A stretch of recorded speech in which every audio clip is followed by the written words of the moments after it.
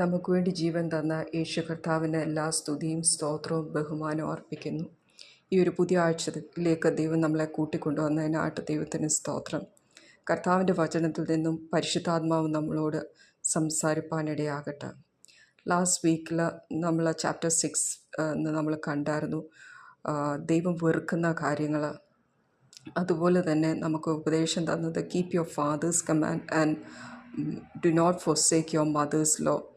അപ്പം നമ്മൾ ഉറങ്ങുമ്പോഴും നടക്കുമ്പോഴും ഉണർന്നിരിക്കുമ്പോഴും അല്ലാതെ നമ്മളോട് സംസാരിക്കുകയും ഗൈഡ് ചെയ്യുകയും ചെയ്യും. അതോടൊപ്പം നമ്മളെ സെക്ഷലി ഇമ്മോറലായിട്ടുള്ള വ്യക്തികളിൽ നിന്ന് വിടുവിക്കുകയും ചെയ്യും. ദൈവത്തിന് സ്തോത്രം, ദൈവത്തിന് നന്ദി.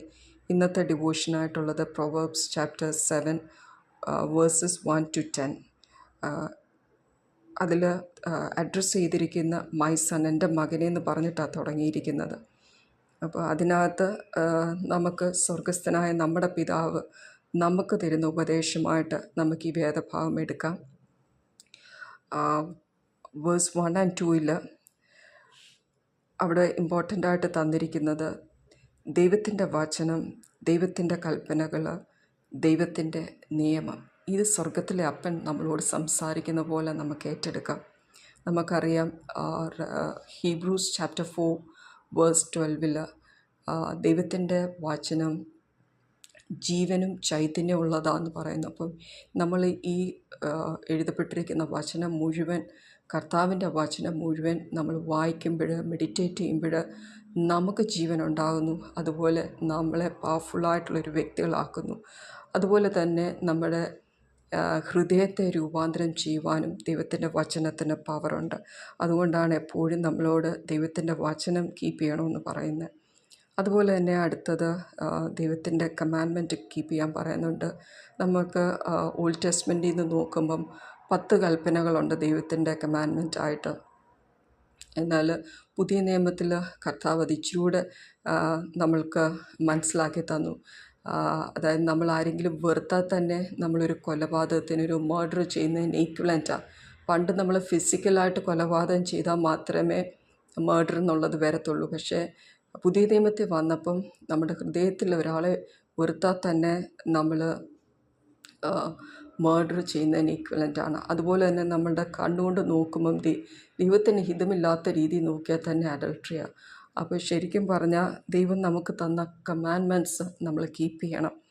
അതുപോലെ തന്നെ നമുക്ക് ദൈവം ലോസ് തന്നിട്ടുണ്ട്. ഈ ലോക ജീവിതത്തിൽ ലോകത്തിൻ്റേതായ ലോസ് ഉണ്ട്. പക്ഷേ നമ്മൾ ദൈവത്തിൻ്റെ മക്കൾ, ദൈവവചനത്തിൽ തന്നിരിക്കുന്ന ലോസ് അത് കീപ്പ് ചെയ്യാനായിട്ട് നമ്മൾ ടൈം എടുത്ത് ദൈവവചനം വായിക്കുമ്പം, മെഡിറ്റേറ്റ് ചെയ്യുമ്പോൾ മാത്രമേ അത് നമുക്ക് വെളിപ്പെട്ട് ലഭിക്കത്തുള്ളൂ. അപ്പോൾ ദൈവത്തിൻ്റെ വചനം, ദൈവത്തിൻ്റെ കമാൻഡ്മെൻറ്റ്സ്, ദൈവത്തിൻ്റെ ലോസ്, നിയമങ്ങൾ, ഈ മൂന്നും നമ്മൾ ഏറ്റവും വാല്യുബിളായിട്ട് കണക്കാക്കണം. അത് നമ്മൾ ട്രഷർ ചെയ്യണം. അത് നമ്മുടെ ഹൃദയത്തിലുണ്ടായിരിക്കണം. ദാവീദ് പറഞ്ഞ് നമ്മൾ തെറ്റ് ചെയ്യാതിരിപ്പാൻ തക്കവണ്ണം ദൈവത്തിൻ്റെ വചനം എൻ്റെ ഹൃദയത്തിലുണ്ടാകണം. അത് നമ്മൾ എപ്പോഴും വചനം വായിക്കുകയും മെഡിറ്റേറ്റ് ചെയ്യുമ്പോഴൊക്കെ വചനം നമ്മുടെ ഹൃദയത്തിലോട്ട് എഴുതപ്പെടത്തുള്ളൂ. ആമേൻ. ദൈവത്തിന് സ്തോത്രം, ദൈവത്തിന് നന്ദി. അതുപോലെ നമ്മൾ വേഴ്സ് 4 കാണുന്നത് ആ വിസ്ഡം ആൻഡ് അണ്ടർസ്റ്റാൻഡിങ്ങിനെ കുറിച്ചാണ്. അത് നമ്മളെ ഏറ്റവും പ്രിയപ്പെട്ടതായിട്ട് കാണണം. ശരിക്കും പറഞ്ഞാൽ നമ്മളെ spirit of wisdom and spirit of അണ്ടർസ്റ്റാൻഡിങ്ങിന് വേണ്ടി നമ്മൾ ദൈവത്തോട് പ്രാർത്ഥിക്കണം. അന്നേരം നമുക്ക് അറിയാം, വചനത്തിൽ നിന്ന് പറയുന്നുണ്ട്, fear of the Lord is the beginning of wisdom. അപ്പോൾ ആ ദൈവഭയം നമ്മളെ പല പാപങ്ങളിൽ നിന്ന് വിട്ടകലുവാൻ തക്കവണ്ണം ഇടയാക്കി തീർക്കും. അതുപോലെ knowledge of holy one is understanding എന്ന് പറയുന്നുണ്ട്. അപ്പോൾ ആ ദൈവത്തെക്കുറിച്ചുള്ള അറിവ് നമുക്ക് കൂടും തോറും നമുക്ക് പാപം വിട്ടകലുവാൻ സാധിക്കും. ആമേൻ. ദൈവത്തിന് സ്തോത്രം, ദൈവത്തിന് നന്ദി.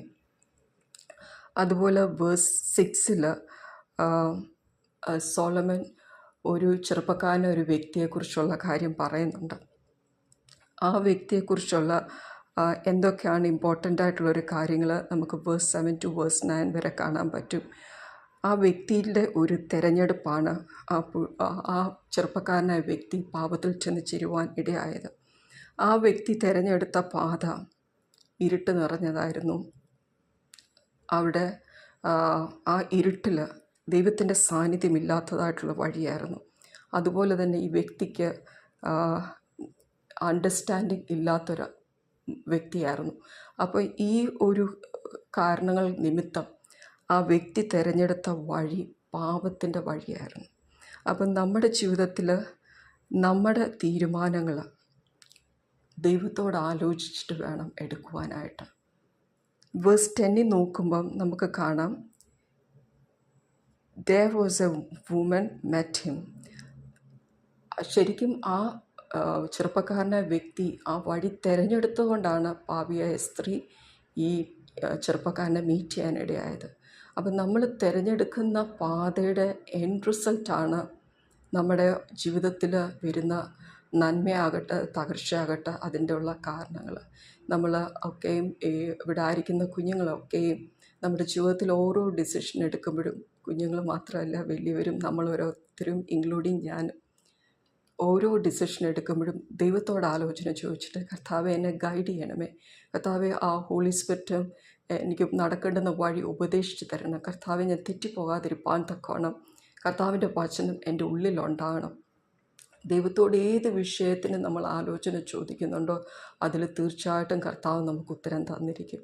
ഇന്നത്തെ ദിവസം നമ്മുടെ ഓരോ തീരുമാനങ്ങളും ദൈവത്തിന് പ്ലീസിങ് ആയിട്ടുള്ള തീരുമാനം എടുക്കാനിടയാകട്ടെ. കർത്താവ് എല്ലാവരെയും ക്രിസ്തുവിൽ ബലപ്പെടുത്തട്ടെ. ആമേൻ. ദൈവം അനുഗ്രഹിക്കട്ടെ.